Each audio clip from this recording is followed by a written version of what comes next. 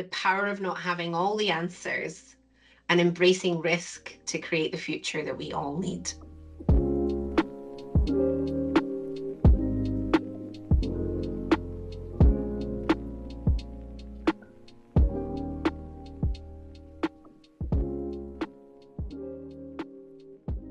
Definitely two things. I am we, not me, as a leader, and I'm visionary. So I'll start with the first one. As we, not me, I believe it's imperative to create a super strong community as a team. And when I say community, I guess it's your team culture, your ethos, your operating system. We all update our phone operating systems, but unfortunately, more often than not, leaders don't take time to check in on their operating system of their teams. So for me, that is really the most important foundational part of my job.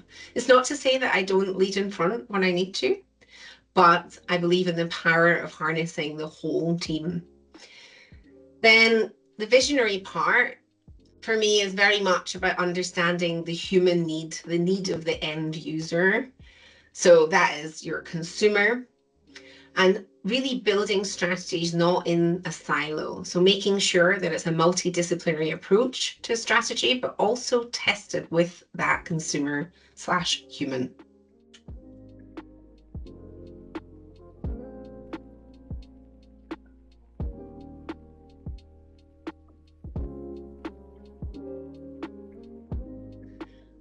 Know your people and know yourself. So when I talk about knowing your people, I really believe in hiring people who are exceptional. And when I say exceptional, the best advice I ever got was from my first manager. And she said, I was scared of you when I hired you. I thought, I'm not scary.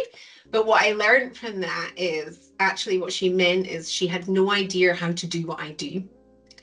And she said, I'm telling you this so that when you go on to be a leader, you will also hire the most incredible people that you're almost scared of. And I have always done this, surrounded myself with the most talented, amazing individuals. And it's not to say that I ignore and don't know how they do what they do. I make sure that I develop a baseline understanding from them. Often I say, will you train me? Will you take me aside and really show me what the tools that you use to do your job are? And then knowing yourself as a leader, like taking the time to reflect, to share your approach with teams and other leaders, and building that habit. And when I say habit, I mean habit of feedback. Really having an open door policy for someone to say to you, whether it's a process, a procedure, an idea, they can open that door or a virtual door and come up to you and have that conversation. And I don't mean like, HR feedback questionnaires. So I think those for me are the really key ingredients. And then, as I've also mentioned, your team culture and operating system.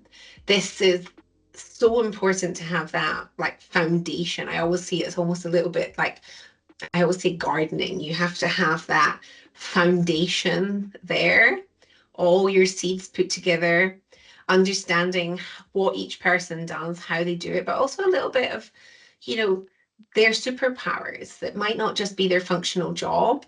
But this helps you really when you're creating groundbreaking work, strategies that have never been done before. It helps you truly start as one. And I really do believe in starting as one. And when I say that, that's both multidisciplinary and multi-generational. Neither of these things work if you do not have a strong team culture or operating system. And I guess last but not least, in the pace of change that we're dealing with today, whether it's technology, whether it's sustainability legislation, it's never stop learning, never stop growing, both as a leader and as a team. That is a constant.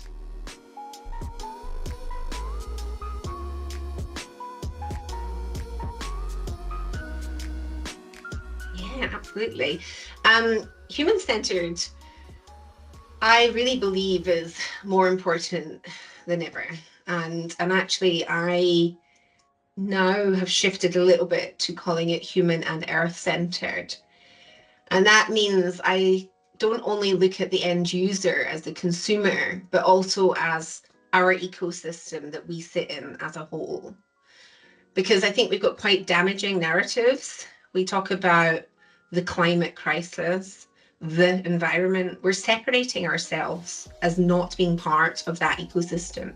So for me, I really approach it as both human and earth-centered. And the key principles there are empathy, deep insights, walking a mile in those shoes, whether it is of our ecosystem or the end user or both. Idea generation, playful iteration. And when I say playful, that importance of not feeling too many guardrails, prototyping, testing with that end consumer, gathering feedback, and continuing to evolve that product, that brief, until you really are creating something that makes both people's lives better, but also the ecosystem as a whole.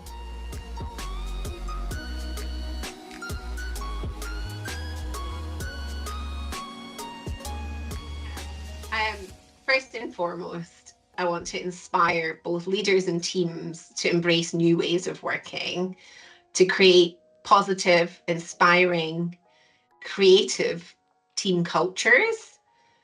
And with this paradigm shift in how we work, but also in how we make, I really do believe we can make better for all and move away from burnout culture or this damaging product creation cycle that we actually are in. Really going away with the feeling that as humans, we should slow down to speed up, take stock, and be comfortable with the unknown, almost the antidote to blank paper syndrome, the power of not having all the answers, and embracing risk to create the future that we all need.